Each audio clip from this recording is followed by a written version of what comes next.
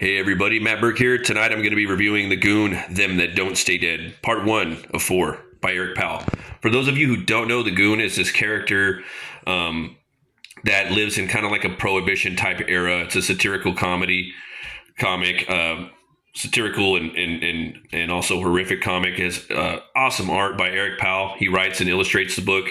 He uses different type of tones and pencils and inks, and he's used digital colors throughout the years. Brought on different people. He did a crossover with fucking Metalocalypse, which is sick. Another one with Hellboy. If you guys haven't been checking out The Goon, you've been fucking sleeping on it. One of the best comics. This is a comic book that I collected even when I got out of comics for a moment. You know, there was that time in my early 20s where I was just not buying comics, but I always read The Goon and I always collected The Goon.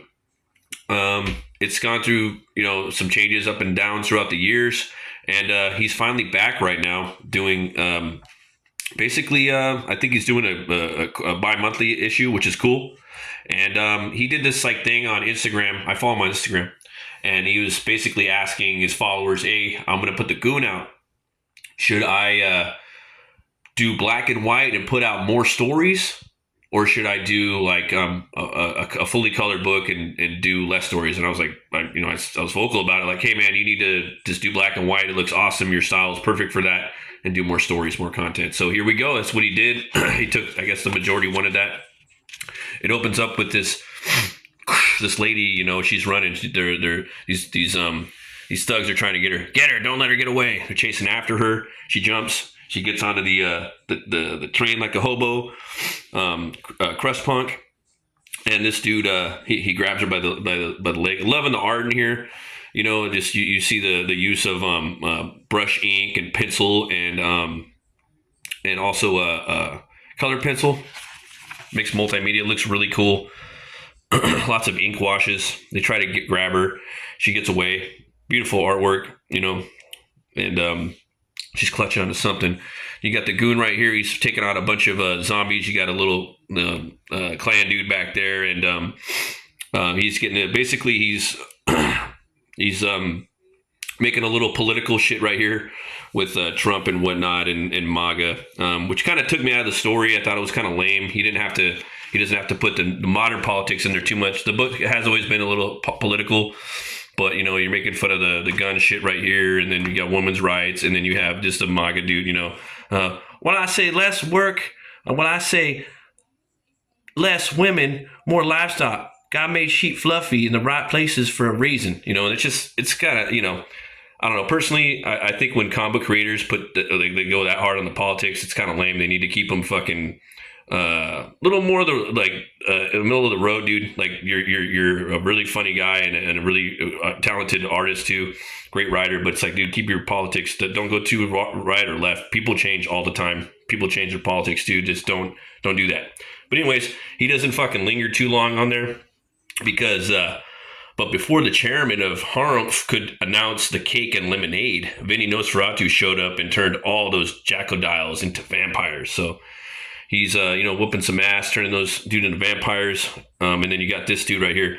That was all a plan devised by none other than Kid the Duck.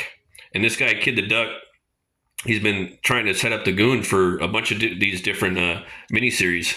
So you can go back and check those out. I would highly recommend going and fucking checking out all the Goon prior works, man. You will not be disappointed. I actually want to go back and pick them all out, and they're fucking funny, dude. This guy knows how to write. So they're leaving, and the Goon and Frankie are just talking. I love the little shot right there. All in all, it was just another night for the Goon and a minor inconvenience. What should we eat?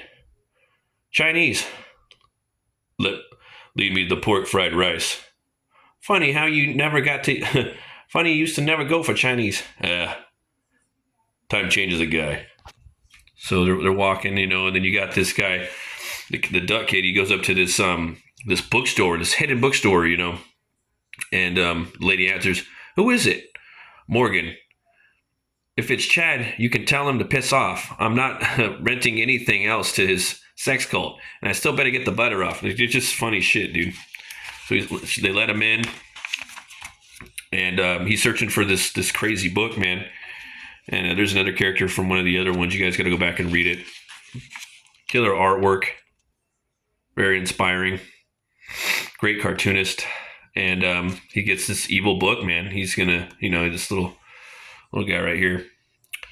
Regardless if your foe has many powerful enemies, you may be able to harness that negative energy. I think I have just a book for you. Such thing right here. Here. The Nocturnus Dominus Mortis. Pretty freaking evil. And the kid's like, how much? Little evil bastard. So then you flash over to the Goon and Frankie at Henry's Noodle Walk. None of them noodles, Henry. Sure thing. You want a little opium in that? Little juice of the poppy? Little sleepy time poppy sauce? It's just fucking funny, dude. It's just like that. You know what I mean? And then Frankie's like, for the last time, no. Why are you always putting it on me? Just little lines like that. You have this mysterious thing right here. A little foreshadowing of what's to come. You got the Goon and Frankie going to their bar, and it's actually under construction right now. It's Norton's Pub. Great little shot right there of the bar. And something unexpected happened that I didn't expect in a Goon book. He starts talking to the lady from the train. This seat taken. If you're gonna ask to buy me a drink, it's taken. I look like Don Juan type to you, lady. It's the last empty stool at the bar. I'm just being polite. Have a seat. You new around here? What gave it away? You ain't got hairy knuckles, and you don't smell like an ashtray full of haddock. I shaved my pits and knuckles this morning, smart guy. So they're sitting there having a drink. Can I buy you a drink? So they're talking. She basically lets him know that there's this opium drug lord that she's trying to basically get revenge on because that drug lord took out her brother, and one thing leads to another. What do you want me to do? Give it back? Give it no comeuppance to my brother? Ain't my place to tell you to do anything. You just watch out for yourself. So, doing that. So, what do you say we find a broom closet and make this weird? So the broom, basically, he's like, what the hell?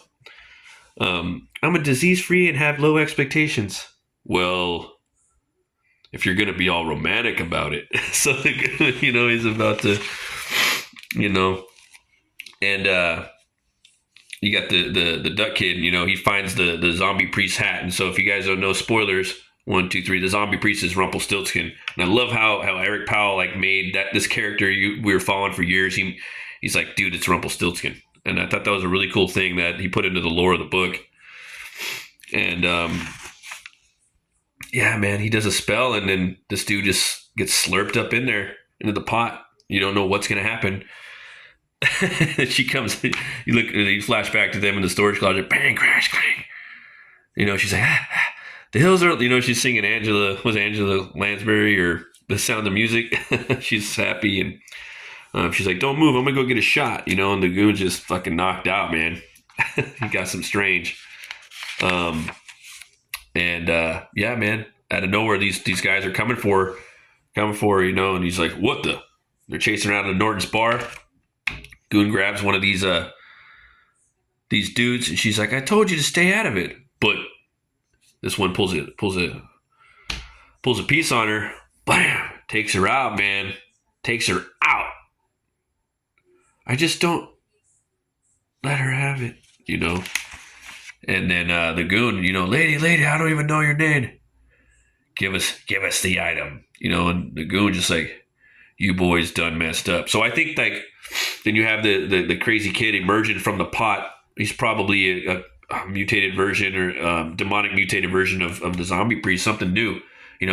This is the best cliffhanger I've ever seen in a Goon comic, and I love them all, man. The ones that Eric did, just fuck. And great way to end a story. And a great cliffhanger, man, and it actually made me mad. I want to see the Goon kick some ass, and I want to see what's going on with the story. Great intrigue builder. I gave this book 2 horns way up. And there's a lot of really cool. They got the whole catalog right here of the Goon. You know, you can come check it out. Hillbilly is fucking awesome too. If you guys don't have that, that's Appalachian fantasy horror. Love that stuff. It's Spook House International. Haven't got the Ed Gein book or the new Christmas one too, so I want to get that. I got to get the Galacticon. Love all this stuff, man. He's got a whole library of stuff to pick up. But yeah, man. All in all, yeah, Two Horns way up. Hopefully he'll go like chill out on all the fucking modern politics. It's like, dude, I see that shit everywhere. I don't want. I'm fucking over it. Just stick to the Goonverse. If you know, I hope he does. But yeah, everybody, thanks for watching. Always remember to be bold, be brave, and roll the bones to know your role. I'll see you guys later. Bye bye.